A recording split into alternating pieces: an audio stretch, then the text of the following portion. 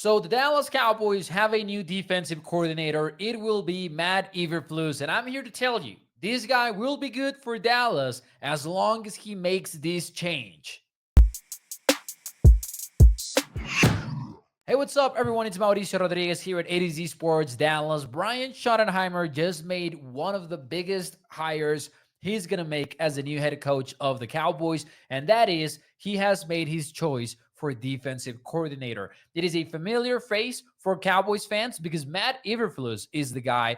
He was with Dallas between 2011 and 2017 as linebackers coach, ascended to passing game coordinator, and by 2018, he left for the Indianapolis Colts, where he became the defensive coordinator. At the time, Rod Marinelli was with the Cowboys, and the Cowboys were respecting Marinelli. I think Eberflus, to some degree, respected Marinelli as well by leaving because at the time he was considered a young coach on the rise who was destined to become a DC. Later, became the head coach with the Chicago Bears, and in late November of 2024, he was fired. Now, keep in mind, he was fired mostly for leadership issues as the head coach and for time management issues as well. You remember that fumble with a timeout that he had towards the end of the season that ended up costing him his job. This is important to consider because that's not what he's going to be doing in Dallas. And if we're being real, it is hard to argue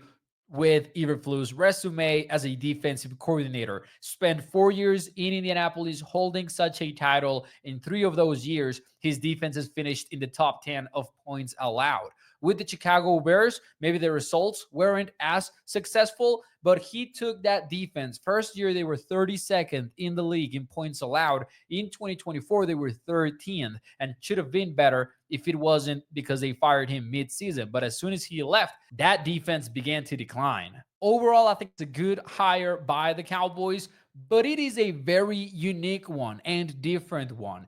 I don't know if the Cowboys could have got somebody whose style is as different as Eberflus is compared to what Mike Zimmer was doing, to what Dan Quinn was doing. And I believe that's the key at the end of the day. Can Eberflus find the sweet spot? Because Dan Quinn was aggressive, right? He liked to play man-to-man coverage. He liked to blitz, and he was a cover one, cover three type of coach.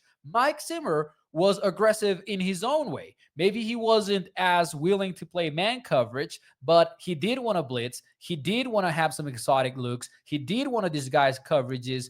Eberflus' defense is, by the most part, pretty static. That's not necessarily bad. It's just different. He will have two safeties up high. He won't blitz a whole lot. More on that later. And that's just what he will do. He will coach a defense that is disciplined, that is consistent, that is intense in the way it plays, and that is just strong in fundamentals. But I do think Eberflus needs to make one change to his defense to succeed in Dallas, and that is he just has to bet a little bit more. And I don't mean at the poker table, though our friends over at Texas Card House, they'll give you the perfect blend of luxury, sophistication, and camaraderie for any poker aficionado. And now that Eberflus is in Dallas, he can go to any of their 6 Texas locations. That includes the Dallas and Las Colinas venue. And if you want to join Eberflus and you mention A to Z Sports, you will get a free month of membership and 2 free hours to play poker in the Dallas and Las Colinas venues. Shout out to Texas Card House, where the thrill of the game meets the excitement of the community.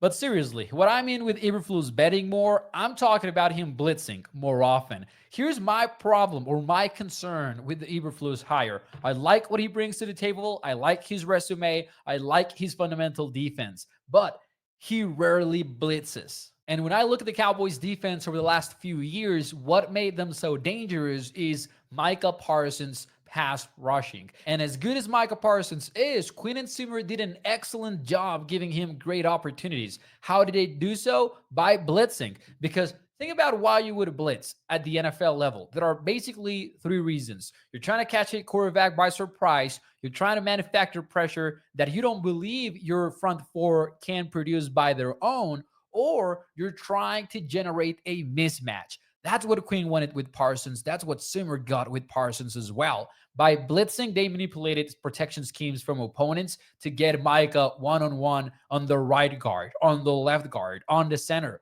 Whoever happened to be the weak link that week, It wasn't that the Cowboys thought they couldn't get pressure in with Micah. Of course they could have, but they avoided double teams that way. Well, Eberflus doesn't blitz. If you look at his 4 years with the Indianapolis Colts, here is where his defense is ranked in blitz rate. 2018, 29th in the NFL. 2019, 27th. 2020, 31st. 2020, 29th. Now, with the Bears, those numbers went slightly up, but only once did he finish inside the top 20 in the league, and that was when he ended 19th. So Eberflus has strong fundamentals, and I like that, but I want him to be more aggressive when he's with the Cowboys because of the personnel. I want him to come in and find ways to exploit the fact that Micah Parsons plays for his team. I think he needs to change how he operates in order to achieve that, and I believe he will evolve in that sense. But for now, we just gotta wait. Thanks so much, and I'll see you next time.